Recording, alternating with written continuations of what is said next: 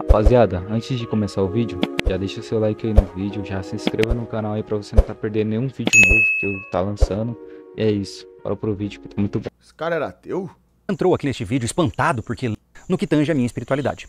Minha família, de maneira mais ampla, né, avós, tios, tias, são todos católicos, né, e muitos são católicos praticantes e muito envolvidos com a prática religiosa. Até um dos meus sobrenomes é diretamente derivado de uma família extremamente católica na Itália, né. Mas eu nunca tive problemas com isso e cresci com essa sensação de que eu poderia simplesmente seguir o meu caminho, sem ninguém me falando o que eu tenho que acreditar, e o que é certo e o que é errado. Só que em um determinado momento eu fui exposto ao catolicismo da pior maneira possível. O que aconteceu foi o seguinte: quando eu era muito jovem eu fui colocado num colégio de freiras, porque era um colégio que tinha uma boa educação. E enquanto eu estava neste colégio, havia sido dito de que havia liberdade religiosa, e que você poderia acreditar no que você quisesse, que ninguém ia te forçar nada. Mas o que eu encontrei lá foi algo muito diferente dessa realidade. O que aconteceu... Temos passarinhos um pouco bravos aqui em cima. Daqui a pouco eles vão embora. O que aconteceu foi que eu fui basicamente forçado a entrar nas missas. Eu fui forçado a participar de, por exemplo, matérias como ensino religioso. Caso contrário, eu teria que fazer exercícios de matemática, ou eu tinha que ficar na coordenação, e era bem evidente que, se eu não jogasse o jogo como eles queriam, eu seria punido por isso. Então, não havia liberdade religiosa. E eu sou um cara que eu tive sempre muita dificuldade de me conformar com coisas que são impostas a mim. Muita gente acha que isso é arrogância, prepotência, mas saiba que existe um traço social, um traço de personalidade, que é conhecido como conformidade social. Existem pessoas que têm um alto índice de conformidade social. Essas pessoas, elas tendem a seguir as normas com maior facilidade. Não é demérito, é só um jeito da pessoa ser. Ou seja, ela tem a tendência a fazer o que os outros fazem, a seguir as regras, e assim consecutivamente. Já do outro lado desse polo, existe os inconformados sociais, aqueles que têm um menor nível de conformidade. Esses são os questionadores, os mais revolucionários, os mais revoltados. E infelizmente eu sempre estive neste polo aqui. Eu nunca gostei, na verdade, de olhar para algo e simplesmente aceitar aquilo como aquilo é. Eu precisava entender por que eu estou fazendo aquilo, qual é a lógica daquilo e para que eu vou usar isso na minha vida. Isso me colocou em muita encrenca na minha vida o tempo todo, mas especificamente no mundo religioso, isso me deu um asco muito grande da Igreja Católica. Por quê? Porque eu, Júlio, ali nos meus 12, 13 anos, sendo forçado a entrar numa missa sem entender para que eu estava ali, sem querer estar ali, e eu seria punido se eu não estivesse ali. E eu cresci com essa coisa dentro de mim, essa rusga, né? Essa sensação de que eu fui oprimido por um sistema que eu não concordo, né? E você sabe muito bem que quando a gente é adolescente isso dói muito na gente, né? E aí eu fui crescendo e eu decidi que isso não era pra mim, que esse negócio de religião era coisa de gente louca, que eu não ia acreditar em Papai Noel, eu não tinha nada a ver com essa história e que eu preferia me declarar como ateu. Ou seja, não existe Deus, isso é tudo uma coisa louca que as pessoas inventam para se consolar, não faz sentido nenhum.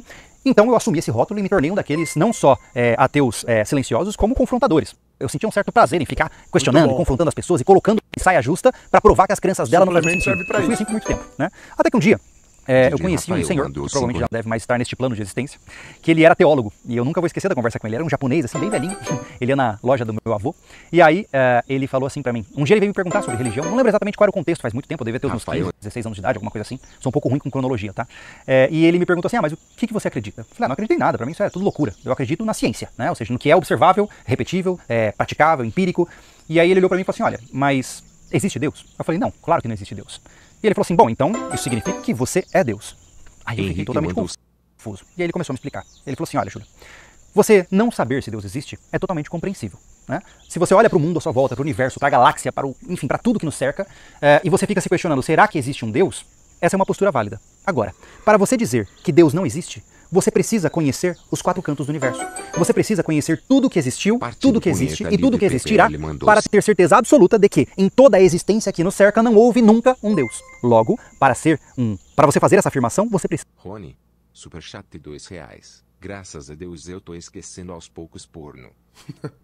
Tamo junto, Rony. É isso aí, irmão. Não se esqueça de checar sempre, cara. Guilherme Bezola, superchat de R$5. Fiz o teste DIT da MC Pipoquinha e deu 289. Posso me basear nisso pra seguir uma vida de sucesso? Sei ao Rio? Quem vence? Com certeza. Ah lá, Pipoquinha não fez sucesso? Olha que sucesso bom, ó. Vai lá, faz o sucesso lá. Roubei o sorvete do meu. Faz seu sucesso lá. Precisa se tornar Deus. Você precisa ser onipotente e onisciente. Aí eu fiquei pensando assim, caramba, é verdade? Para eu dizer que Deus não existe, eu tenho que conhecer tudo. E se eu conheço tudo, eu sou Deus. E como eu não conheço tudo, eu estou apenas sendo um prepotente. E aí, ele me quebrou por completo aí, sabe? Eu fiquei completamente confuso, falei, caramba, é verdade?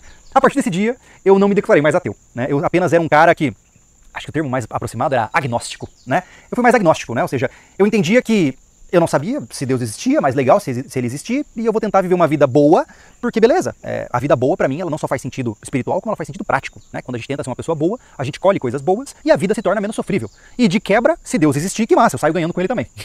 Essa era a lógica que eu estava aplicando na minha vida, né? E isso me acompanhou por muito tempo. E as coisas foram avançando, né? Eu fui envelhecendo, e é engraçado que conforme a gente vai envelhecendo, e não que eu seja velho, né? Hoje eu tô com apenas 34 anos, né? Você vai passando por experiências muito dolorosas na sua vida, né? Você vai ser enganado, você vai ser traído, você vai ser roubado, você vai passar por muitas coisas ruins. Todo mundo vai passar por isso, né? Eu não sou especial por isso. A vida ela é repleta de sofrimentos no cardápio, não tem jeito, né? Então por conta disso, especialmente depois que as minhas filhas nasceram, eu comecei a pensar muito sobre qual é o próximo passo, né? Para que eu vou deixar um legado? Se de fato eu vou morrer, qual é a graça de deixar bons filhos? Faz algum sentido? Faz sentido continuar em frente? E eu comecei a perceber que eu estava lentamente tendenciando para o niilismo, né? E o niilismo ele é um buraco perigoso, né? Ele é um buraco muito perigoso porque ele começa a te levar a uma constatação que é muito triste, que é nada faz sentido. Se nada faz sentido, é melhor parar de existir. Essa é uma constatação que eu não queria chegar. Por quê? Porque eu tenho pessoas que dependem de mim, eu tenho uma família, eu tenho pessoas que esperam algo de mim. Eu não posso simplesmente... Tudo fraude. Abandonar o jogo. Isso não seria justo e seria covardia da minha parte. É muito mais jogo enfrentar o desafio. Já que eu coloquei a moedinha no fliperama, eu vou até o final, né? E se a morte ela é inevitável, que ela venha quando ela quiser e não quando eu causá-la. Então eu decidi que eu não ia por esse caminho, né? E aí eu comecei a procurar por bases, por alternativas, por formas diferentes de pensar. E eu me deparei com, obviamente, uma das grandes influências que você deve ter percebido que eu possuo, que é Jordan Peterson, né? Eu li o livro dele, 12 Regras para a Vida, um antídoto ao caos. E no começo eu comecei a ler aquele livro com um pouco de preconceito, porque ele referencia muito histórias bíblicas para construir conceitos associados ao comportamento humano. E eu fiquei um pouco assim, tá bom, o que eu quero saber de Adão e Eva? Não tem nada a ver essa história. Tá? E fui meio que devorando, entendendo, e fui avançando, né? Depois dele eu li o Beyond Order, e comecei a consumir vários podcasts do cara, e comecei a entender a visão filosófica dele sobre a religião. E aquilo ali eu achei legal. Eu achei legal a forma como ele aplicou lógica na existência divina. Mas eu ainda não estava pronto para isso. Eu ainda não era para mim. Eu continuei com a narrativa de que eu vou ser uma pessoa boa, eu vou tentar evitar o sofrimento para os outros o máximo que eu puder, e isso é o suficiente. Se eu for pro inferno sendo uma pessoa boa, aí tá tudo errado, né? A existência foi construída de forma errada. Era assim que eu pensava, né? Mas ficou aí uma coisa ali dentro, né? Ficou um buraquinho ali que ficava coçando e incomodando, cara, em alguns momentos. Aí eu comecei, e foi muito engraçado assim, ó, porque eu só fui passando os dias. As coisas foram avançando, né? E aí e é engraçado que tudo aconteceu ao mesmo tempo. Vai parecer um pouco enrolado aqui na explicação, mas é porque eu tô pensando enquanto eu falo com vocês, tá? Mas enfim. Aí o que aconteceu é que eu tava treinando, correndo, e eu comecei a ouvir um livro que é o The Warrior Poet Way, do autor John Lovell. É um cara muito legal. Tamo junto. Ele tem até um canal no YouTube chamado Warrior Poet Society, onde ele fala sobre o quão importante é que um homem seja tanto guerreiro quanto poeta. E nesse livro, ele conta a jornada dele nesse processo de construção dele como um homem, como um poeta, né? Deixa eu dar uma pausa rápida por conta do avião. Acho que ele já tá longe o suficiente. Bom, continuando.